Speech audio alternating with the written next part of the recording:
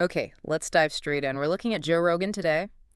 Quite a figure, right? Born August 11th, 1967. Absolutely. He wears a lot of hats, stand-up, TV host, UFC guy, and, well, the big one, the Joe Rogan Experience podcast, JRE. That's the focus. Our mission here is really a short, sharp look, pulling out the most interesting, most impactful bits about his career, and especially the JRE phenomenon, like a rapid download for you on why he's so significant. And significant is the word. I mean, Yeah. JRE launched way back in 2009, Yeah, and it's pretty much always been right up there. One of those biggest podcasts. It's a genuine media force. no doubt. So let's unpack how it started. It didn't just, appear fully formed with millions listening, did it? No, definitely not. It actually goes back to the early 2000s. He was doing these very informal live streams on Justin.tv. Remember that? Vaguely, yeah. It was basically him and Brian Redband. The source material calls it bullshitting in front of the camera. Okay, so super raw beginnings. Totally raw. But that casual, unscripted vibe, that became like a core part of the JRE identity later on. So those early streams were almost like a test run, and the audience actually pushed it forward. Exactly. People started asking for audio versions. They wanted to listen on the go. Makes sense. And that demand, plus maybe the influence of shows like Opie and Anthony, those really open, long chats, kind of steered them towards making it an official podcast. And the launch date was? December 24th, 2009. Christmas Eve, funnily enough. Yeah. Initially live on Ustream. Wow. I bet those first episodes were technically interesting. Yeah, reports say they were pretty rough around the edges. They were figuring it out as they went. But maybe that added to the charm, the realness. Could be. Yeah. And by mid-2010, they landed on the name, the Joe Rogan Experience. Which is a nod to Jimi Hendrix, right? Yeah, the Jimi Hendrix Experience. Mm-hmm. Suggests something immersive, maybe a bit mind-bending. A good fit, really. And location-wise, where is this happening? It started just out of his house in California. Simple setup. Then, as it grew, they moved to a private studio in Woodland Hills, L.A. Right. And the big leap was 2020. The Spotify deal happened, and that meant a move to Austin, Texas, with a purpose-built, pretty high-tech studio. So homebrewed to dedicated pro setup, that mirrors the growth. Definitely. And production-wise, Brian Redband was key early on, but then Jamie Vernon took over. That's right. Around 2012, Jamie Vernon stepped in. He's still the producer, provides that consistency behind the scenes as it scaled up massively. Right. The steady hand on the technical tiller. Okay, so that's the origin story, nice and quick. Let's talk about the style. What makes JRE, well, JRE? I think the most obvious thing is the length. These aren't quick hits. I'm kidding. Episodes are usually, what, 1 to 3 hours? Often longer, sometimes way longer, like 5 hours plus. Which is just unheard of in most media. Exactly. It allows for really deep dives, conversations that can actually breathe. It's the opposite of a soundbite. And it lets you feel like you're just hanging out, listening in. The informality is key. Totally. Yeah. It's designed to be unscripted, unfiltered. Some call it a chumcast. Chumcast, I like that. Yeah, it creates this feeling for you, the listener, like you're part of this private, genuine conversation. That authenticity seems crucial, getting the unvarnished take. I think so. And Rogan himself often adopts this learner perspective. How do you mean? Well, he asks basic questions. He doesn't pretend to know everything. He seems genuinely curious, and you often hear him rethinking his own positions during the chat. It makes him relatable, doesn't it? Less of an authority figure, more of a fellow explorer. Yeah, exactly. And it feels like almost nothing is off limits, topic-wise. A boundary-free zone, basically. Pretty much. And we should mention the video aspect, too. That's become huge. Right. YouTube starting in 2013. Then the Spotify deal included video podcasts, the vodcasts, and now, post-exclusivity, video is back everywhere. Seeing the interaction definitely adds a layer. Okay, let's pivot to the content itself. The range of subjects and guests is just wild. It really is. I mean, you expect the comedy talk, the MMA stuff, right? Sure, that's his background. But then it goes into heavy science, neuroscience, astrophysics, health, longevity, even mycology, mushrooms. Right. Plus philosophy, politics, deep dives into AI, ancient history, alternative theories. Psychedelics are a recurring theme. Definitely. Conspiracy theories get an airing, current events. Yeah. It's an incredibly broad church. An intellectual grab bag, as you said. And the guests reflect that breadth. Absolutely. You get comedians, actors, musicians, sure. But also top-tier scientists, academics, authors, journalists. Politicians, too, from across the spectrum. Yeah, even presidential candidates have sat down with him. Then athletes, entrepreneurs, whistleblowers, and significantly, some really controversial figures. And that willingness to talk to everyone, even the controversial ones, is a big part of the JRE identity and the debate around it. It really is. Now, should we talk numbers? Because they are staggering. Let's do it. Give us a sense of the scale. Okay, so back in January 2015, it was hitting 11 million listeners a month. Which was already huge then. Yeah. By October that same year, 16 million. Fast forward to April 2019, Rogan himself claimed 190 million downloads per month. 190 million. That's broadcast television numbers. Pretty much, individual episodes. Yeah. Easily hitting 20 million listeners, sometimes more. Just incredible for a podcast. It is. And look at Spotify March 2024, even after all the controversy and the exclusivity period ending, 14.5 million followers. That's nearly 3 times the next most followed podcast on the platform. Wow.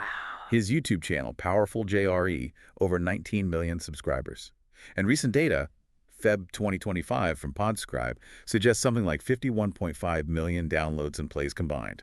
The gravity of this thing is immense. So who is this massive audience tuning in? What do we know about them? Demographically, it definitely skews male. Estimates put it somewhere between 71 and 81% male. Okay. And generally younger. The biggest chunk is in the 18 to 34 age bracket. Makes sense. Politically. That's where it gets interesting. It's not just one group.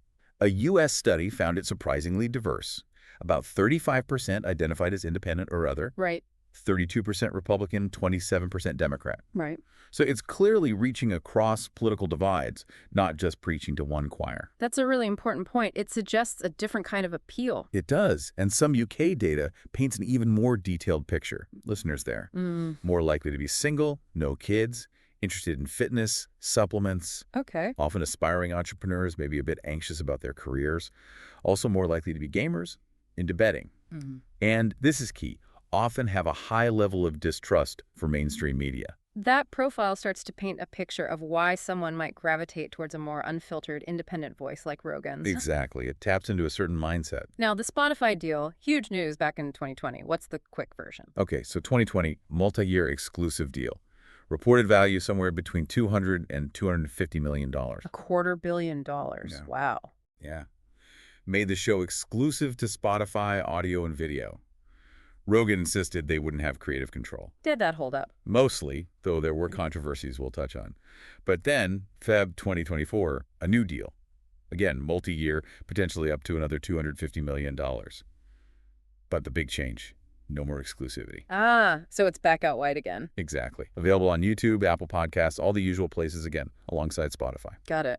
So let's talk about the Joe Rogan effect. That term gets thrown around. What are some concrete examples of his influence? There are quite a few. The Elon Musk episode from 2018 is maybe the most famous. The one where Musk smoked weed? That's the one. Yeah. Went massively viral, over 60 million views now.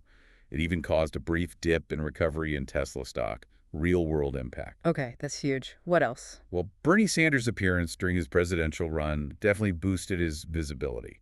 Rogan's sort of endorsement afterwards became a whole news cycle. I remember that. Andrew Yang, too.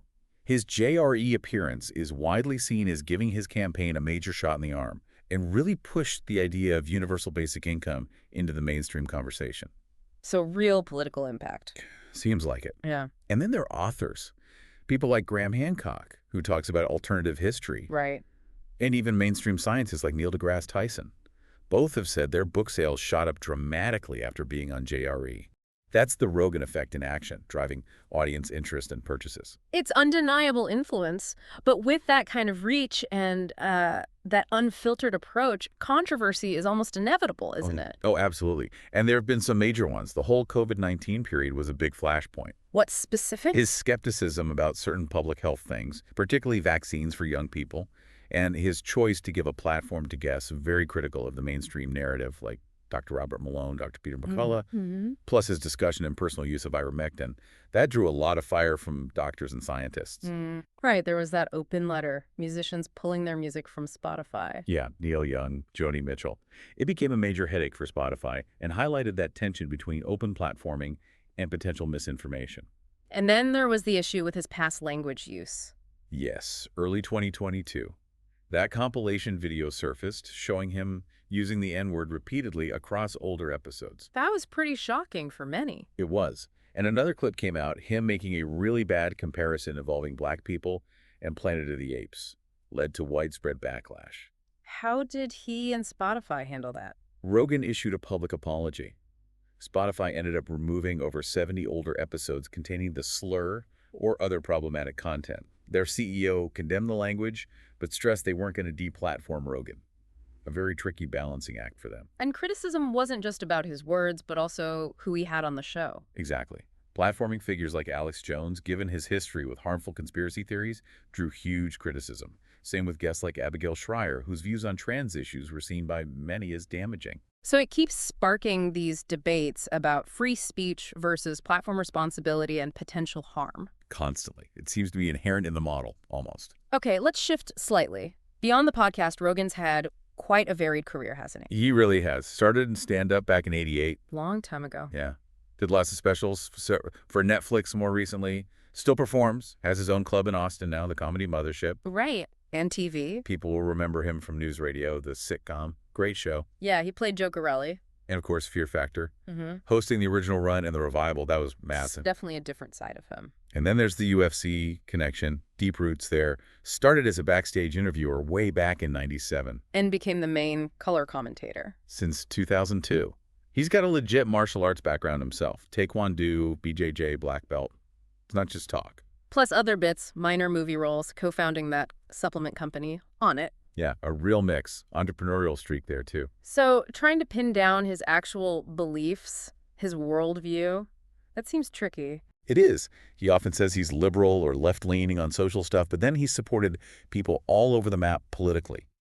Ron Paul, Bernie Sanders, even expressed openness to voting for Trump. So not easily boxed in. Not at all. He's strongly for things like same-sex marriage, drug legalization, especially cannabis. Big on that. Mm-hmm. But also a big defender of gun rights. He rails against cancel culture, champions free expression above almost anything else. What about economics or healthcare? Interestingly, he's expressed support for ideas like UBI, universal basic income, and universal health care, which you might associate more with the left. So it's a real mashup.